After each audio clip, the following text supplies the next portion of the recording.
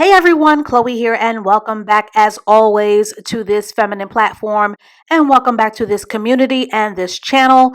And if you are new here, ladies, lurkers, and ear hustlers, welcome. So, I wanted to share my thoughts, and of course, for the Hive to have a conversation and to take a deeper dive about a viral clip and exchange that happened between the spiritual high priestess, Ms. Iyanla Van Zant, and the former Housewives of New York alumnus and trained attorney, the super beautiful Eboni K. Williams. That has been sent to me by so many of you in the Hive, as many of you are interested in my thoughts on the very beaten to death, downtrodden public discourse on provision. Now, of course, this clip caused outrage and was both triggering and traumatizing, not only because this conversation is happening every 3 to 4 business days, but also because it involves the very wax sauce idea of Black women settling over desiring provision. And of course, this conversation speaks to the ongoing dating and marriage marketplace dilemmas that accomplished women, hell women, are having in finding suitable and compatible mates. And I will talk about a few possible solutions at the end of this video. Now, before I play this clip, this is just a house cleaning reminder that I am a woman who prefers depth and clarity. So if you are looking for cupcake surface analysis or for a gender war shouting match, there are other podcast pirates that you can listen to on social media for that. But Chloe style will always be about going beneath the surface. One, because I like to do my homework, and because I like to treat this platform as both a growth and evolution learning tool. So please be warned that you are not going to receive the atypical or cliched and packaged or watered down reactions that this topic tends to trigger in women, which is why you need to subscribe to this channel. So with that being said, I highly recommend that you watch my video on why 30% of women are now providing and or are the head of household for their partners. Now, provision on the surface, and I need my listeners to understand this, but provision on the surface seems to be this easy peasy lemon squeezy masculinity trait that many frustrated women and women who are new to the femininity movement have now latched onto to either weaponize or to humiliate men. But as we have learned from this BuzzFeed article and from my response video to it, provision more than anything is and always will be a class issue, which is why level up work is so important, just to have a fighting chance at having access to upper middle class, affluent, and or rich provider high value men. But unfortunately, the issue of class is an issue that many people like to gloss over. But class is a very complex topic of resources and finances, not some TikTok surface knowledge, and therefore is not always about a man being lazy and incompetent. Now, are there many video gamed incel basement bums and dusties out there? Of course. Are there many men who are super lazy, unambitious, and unaccomplished? Of course. But hypergamy, and feathers will be ruffled to hear this, is still a numbers game, and there is no amount of shaming men that's going to change that.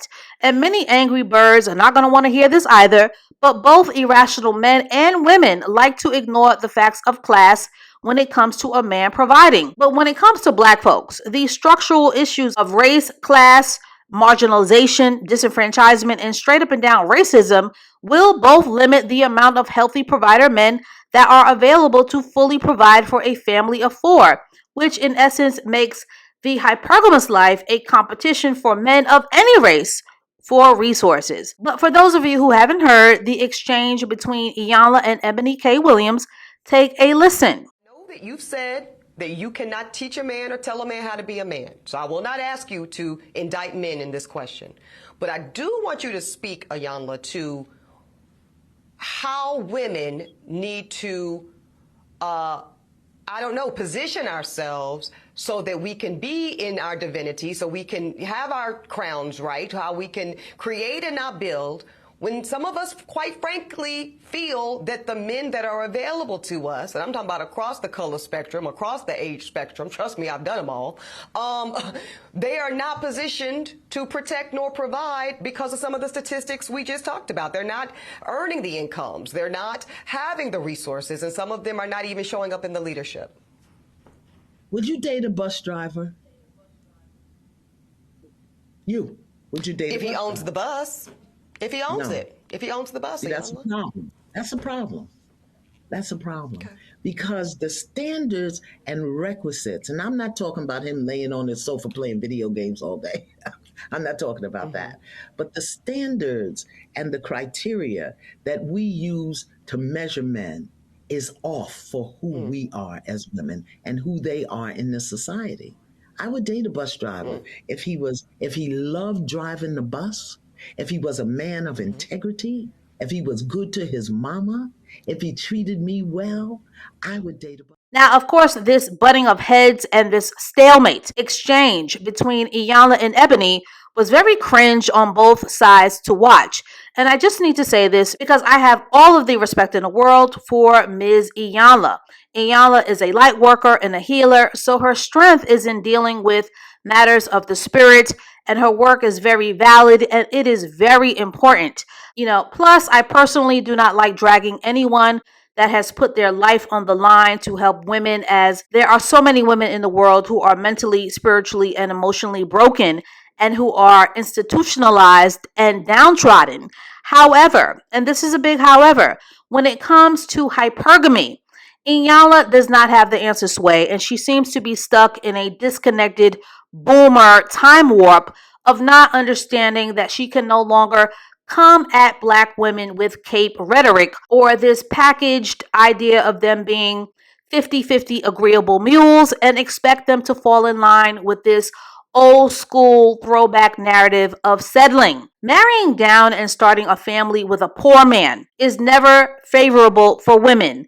And yes, as doomsday as it may sound, many women who are in Ebony's position or who are in her trajectory are now electing that they rather die single than to date down as an option because the inherent insecurities of most men cannot handle being financially outperformed. Plus, women as a gender do not long term respect men who cannot provide for them a moment to rest in their feminine due to either complete exhaustion and or womanhood burnout. So yes, both men and women are losing in this role reversal dilemma of money, power, and respect. Black women having conversations and expectations on hypergamy and provision and femininity are fairly new, less than 5 years old. So it's going to take at minimum an entire generation or more before this deadbeat conversation on black women deserving provision can die a shameful death. But as of now, this circular conversation, this redundant conversation has become a stalemate screaming match of frustrated women versus frustrated MGTOW, red pill, pygmesia, and incel passport bros without any resolution in sight. And if you ask me, it's pretty damn sad that the gender wars have come to this. Now, as for solutions, Ebony K. Williams is a TV personality and trained attorney. So why in Sam's hell would she want to date a bus driver? And at the age of almost 40, Ebony K. Williams will either have to date older, which is why I made a video on how to date older men, or she'll have to cast a wider dating net outside of her race as a solution to the ever growing conundrum of being a very successful woman whose pool of marriageable provider men will considerably shrink. And Ebony has dated all races of men. Her last boyfriend slash fiance, in fact, was Jewish, but he did not marry her.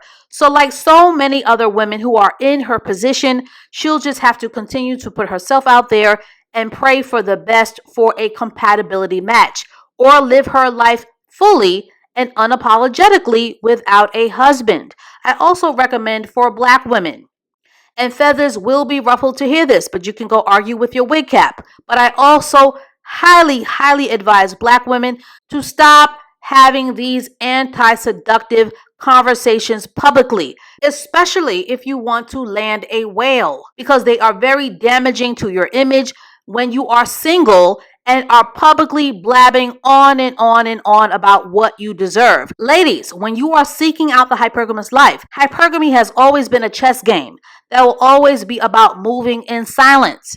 So the deeper question now becomes, can the black woman both ready herself to be the prize and compete for hypergamous provision with any race or culture of man? So, to get this conversation started, is Iyanla Van Zandt out of touch? Should black women settle for more bus drivers? And should women choose to die alone rather than to settle with an average man? And as always, thank you for listening and thank you for watching. And please stay tuned for more hypergamous conversations to come. And I will catch up with you ladies and lurkers and ear hustlers in the next one.